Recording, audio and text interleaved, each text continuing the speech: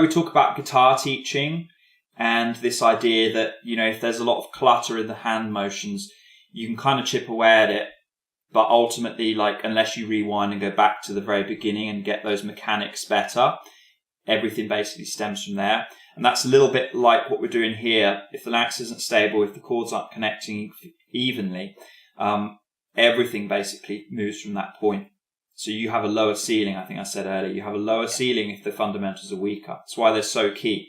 So you can get them strong. The ceiling is just, there's no ceiling. Especially voice like yours. There's so much natural ability in terms of your ability to sing high easily. If you can get these fundamentals stronger, you're just going to be absolutely killing it. Which is why I'm always excited about working with you and seeing how you progress, because there's so much potential there for moving forward. Cool. So what were we going to say? No, it's true, and the working on the fundamentals is the most rewarding because it yields the most improvement, because it improves everything. Yeah.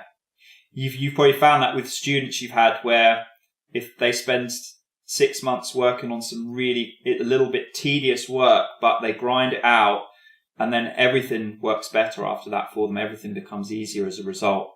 And it's we spoke about it before, this idea of short-term losses in order to benefit further down. Also, I kind of thought about this recently when I did a clinic and somebody asked, well, you get you get like a set of 10 questions that you get every time, but one of the most common ones is, how do I become a better improviser? You cannot you cannot practice improvisation in the same way that you could practice picking or fretting, because picking and fretting are singular skills. Yeah. You practice fretting, you get better at fretting. You practice picking, you get better at picking. Improvising is a general skill, isn't it? It's a bunch of different things put together. Exactly. It's an accumulation of dozens of skills. And the only way to get better at improvisation is to work at each of the skills in isolation. Yeah. So you'd work at, all of your different scales and modes and all that. Yeah, then you have to work your ear. Yeah, and you'd work phrasing, and then you're going to work moving between different keys and all sorts of things, and knowing, what stuff's going to be appropriate depending on where the music's going. Also, your technique, all the efficiency. You don't have the technique to pull your ideas off. Yeah. So it's almost like improvising, in a sense, is really just as broad as you could get in terms of you basically have to, how do you get better at improvising? It's like asking, how do you become a better musician? Yeah, it is like that, totally. It's funny because people often ask questions like that, and they don't realize that they're asking a specific question, like like you said, how do I work at improve my alternate picking or whatever it is, versus how do I improve my improvising? They're absolutely vastly different questions, because one has a very specific technical answer that you can chip away at very quickly. The other is how long's a piece of string? It's like It's funny because there's so little awareness about it, and what's being taught usually is stick on a backing track and start improvising. And the irony is that is the opposite of what you want to do. In order to become a better improviser, you have to not improvise. Meaning, it's a bit of a controversial statement, but meaning that you have to work within a very specific framework. Yeah. Play only on one string, but play only diatonic notes, but stay on one string. And then you have to find new ways to navigate that. Yeah, there's an interesting book that I went through 8 years ago. I don't know if you've ever come across it, but the whole premise of the book was how to become a better guitar player. And Advancing Guitarist? Possibly. I think it's quite a famous one. It starts with working on one string, then two strings. That's the Advancing Guitarist by Mick Goodrick. Yeah, and that kind of goes by the same type of principles you're talking about, is you've got to simplify everything down to the point where you can really explore every idea deeply. Yeah. And then over time, you can bring all those deeply explored simple ideas into a deeply complex bunch of ideas or concepts. One of the reasons Stevie Ray Vaughan was so good is because he was working in one sense within a very narrow framework, and in another sense within a very broad framework. The narrow scope was the 12-bar blues. and that structure that's just, universal and kind of locked in with, but then the wideness of it is, the quality of the technique overall. Also there's a lot of breadth. I guess like some players are, they're very broad but kind of shallow. Yes. And other players like Stevie Ray were very focused but very deep in what they were doing. That is a good point. I mean, you get freaks like, I mean, Tommy Emmanuel, I think, is probably someone who's kind of got both sides, as in he's very, very broad and very deep. But those guys are in the minority, I feel like. I mean, nowadays, probably you get a lot of guitar players who kind of are very good at all sorts of styles. Yourself being one of them. But I mean, basically, you can sacrifice one for the other. Like I'm typically, at least with my singing and with my guitar playing, was very much somebody who was looking for all this breadth, but really had no depth to my music. And a lot of my quest over the last decade or so has really been to just narrow everything down and get deeper and better at just simple things, so that I could at least have some package put together better. That way, but that is, in my opinion, absolutely correct. I completely second that. And I'm getting narrower over the years, and I'm already pretty broad, but I basically tell my students actually to become more narrow in what they do, because there's this typical phenomenon that somebody gets into college and they want to try everything. Now I have to be a flamenco player as well, because this other guy plays flamenco, and I got to be honing my classical chops, but I also got to do gypsy jazz and blues and God knows what. Yeah. There's the time where you can explore all these things, try to find something that you're naturally good at, but then I recommend just abandon all that other stuff. Like when I hear somebody play incredible classical guitar, back in the day I would have gone, I need to be able to do that. And nowadays I go, well, I'm glad he can do it. Yeah. Because you can't, all of those great players were specialized to one degree or another. Like, what's that guy? Joe Pass? Have you ever heard of him?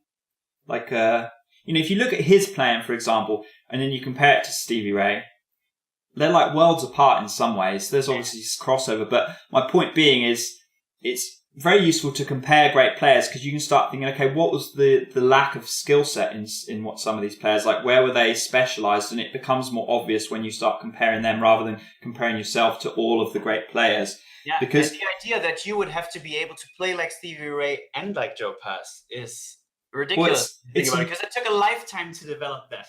Yeah, it took a lifetime to develop like one really focused style that was perfect, and then you've got a learning player who's thinking, okay, like how can I take all this stuff that took a lifetime and condense it into my lifetime? Like it's not actually possible or realistic.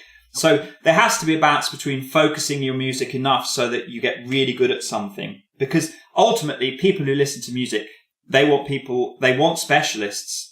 Absolutely. They want musical specialists. They'd much rather listen to somebody who's narrow in scope that sounds really good than somebody who's broad in scope that sounds average at everything. Something else I tell my students is like, because they all want to practice jazz because they think they're obligated to learn jazz because everybody around them learns jazz.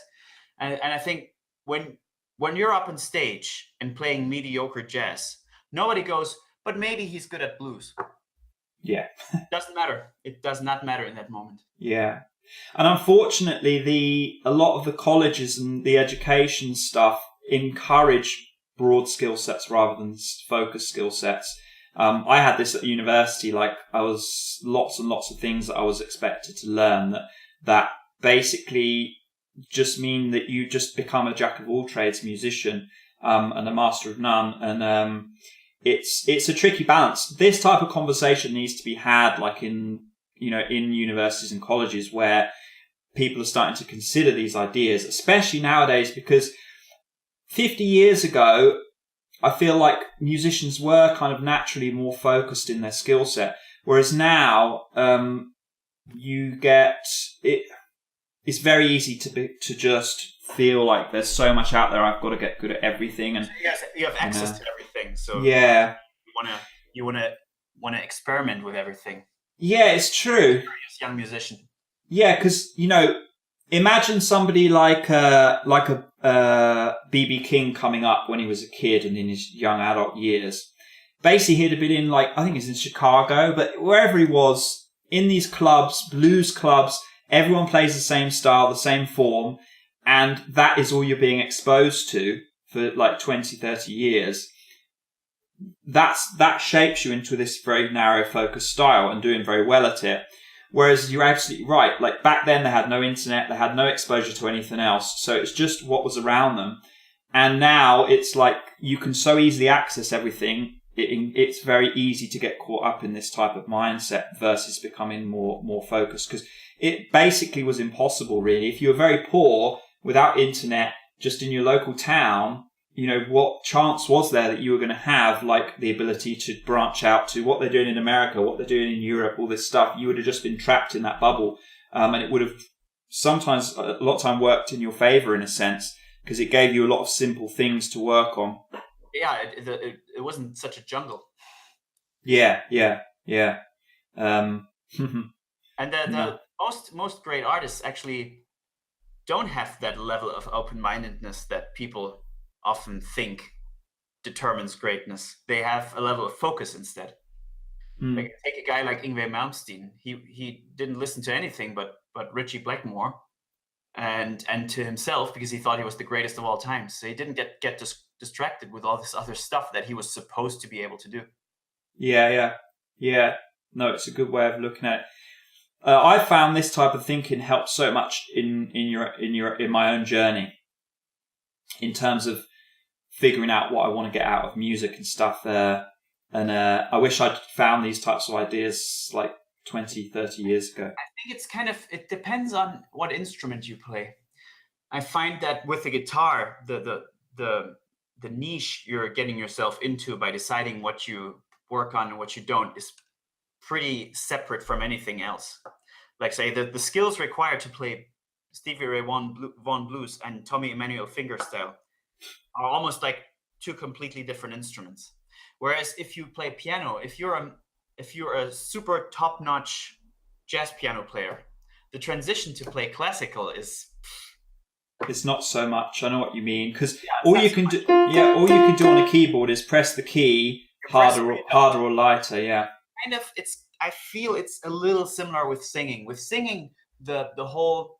Correct me if I'm wrong, but the skill sets from genre to genre are pretty much similar. It's just the stylistic choices that you make that determine what kind of singer you are. Of course, some classical guys will disagree, but yeah, I'd say all styles of popular music singing require the same technique. Basically, there's chords close, air comes through, comes out of your mouth. Yeah. What else is there? I don't get it. There is no other technique than that. Yeah, and I think there's basically this line. So in guitar playing, you've got, well, we're all just playing guitar, which is true to an extent. But then, like you say, like there can be big differences between styles. And I think depending on the instrument, that line moves. So I do think probably within singing and piano, I agree. I think that there's more, well, we're all just playing piano or we're all just singing ultimately. There's a higher percentage of that and a smaller percentage of differences between styles, technical differences. And I think, yeah, with guitar, there is, because I'm just thinking about, so with like Tommy Emmanuel, like there's a lot of timing stuff that he had to learn because of all the layering up of bass, middle and melody, doing those at the same time, that like a player like Stevie Ray wouldn't have even had to consider, other than sometimes he did a bit of bass line, as he was doing other things, but a lot that was just not something that he'd have worked on, and finger, yeah, it's so different. Yeah, that's so different. There's these, and it's quite profound difference as well. There are a lot. If you're good at a lot of styles, there's a lot of things you can take. Obviously, like if you've been a jazz player your whole life, and now you want to play something else, like it's much better that you played a lot of jazz guitar and that you're going into another style than if you hadn't played any guitar at all. So there is universal guitar skills. But yeah, I mean, with piano, there will be some, but it's like it feels the same regardless of there's no the key or you don't. Yeah. And all you've really got is the dynamic range of how heavy you press the key. That's basically it. In that sense, piano is quite a shallow instrument. I thought about this a fair amount because I used to watch some of these players. The depth in piano is being able to do lots of, bass melody and middle all at the same time. It's the freedom of polyphony. Yeah. It's so easy you can just, I want this note and this note and this note and this note and this note and this together. Yeah. And I want this note to move while I hold the others or something like that. To do that on a guitar is, and most instruments are monophonic actually. Yeah. Most instruments out there. Or largely monophonic. Like take a violin, yes, they can do some double stops and stuff like that, but that's only very specific tricks. Guitar's actually a funny instrument because it kind of sits in the middle of all that. Do you know what I mean? Polyphonic and expressive at the same time. It's expressive like a wind instrument, for example. It's not as polyphonic as a piano, though, is it? Because the range isn't not as expressive as a wind instrument or a voice. Yeah, but it's polyphonic, but not as polyphonic as a piano. It's the exact middle. I think that's the fascination with it. It's probably the only polyphonic instrument or instrument out there that has that degree of polyphony and that degree of expression combined. Yeah, you're right. Yeah, no, I totally agree. I think it's one of the hardest instruments, guitar. There are some things that make it a little bit easier, like with violin, you obviously don't have frets, which makes that harder in that respect. So you have to be very precise with your fingering, but they don't have to deal with six notes at the same time.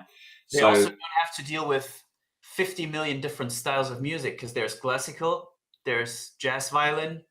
Which is much smaller niche. But ultimately, it's bluegrass, jazz, and classical, and that's all there is to the violin. Yeah. Trumpet is jazz, classical, and maybe horn section stuff. Yeah, which is much easier than those. And with the guitar, I wouldn't even know where to start and where to counting styles. It's ridiculous. Yeah, it's funny, and because piano similar, I think with polyphonic instruments, they kind of encourage this broader range of stuff you can do with them, in the sense that, when you've just got one note, you kind of, again, it's quite focused. Like, in a sense, instruments direct you to more focus or less focus because, the more restrictions on an instrument, the more limited it is in terms of the scope of what you can do. With drummers, it's very interesting because drummers tend to be very versatile in what they do.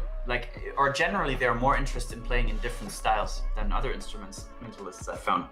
Like every drummer will dabble in a little bit of Latin and in a little bit of jazz, even the heavy hitters. But then again, you find a great jazz drummer and he couldn't even begin to play an average metal tune, and vice versa. Yeah. Drums. That's an interesting instrument because that instrument doesn't even create a note. Yeah, drums is a bit of an anomaly really in a band because all the others have a lot more in common, like bass and guitar and vocal. I feel like have more in common. Just a totally different focus for that instrument. I'd hate to be a drummer because you have to be. You're basically taking responsibility for the whole band. The drummer, in my opinion, is what the conductor in the band is what the conductor is to an orchestra. Yeah, you are basically underpin everything. You're like the fundamentals of the band, really. Exactly. So if drummer, there's no way.